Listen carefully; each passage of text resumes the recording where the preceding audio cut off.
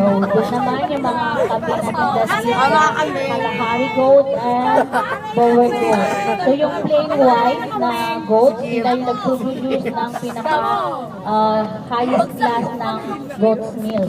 Yung goat, yung pure yung ano na yun, sa kabila. Okay, so next we have, we're going to the bone of the milk where you can see the different kinds of bones of the animals and the skin. And then next is the Arctic Trail. We're going to watch the presentation, their traditional dances, and then next is the Crocoloco. Croco! Of the crocodiles. Okay, so pumuntahan pa natin for the drive-thru.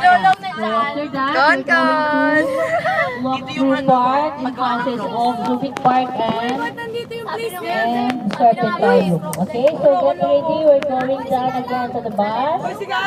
Uy! Uy! Nadine! Okay, pagbaba natin, meron tayong tatlong attraction na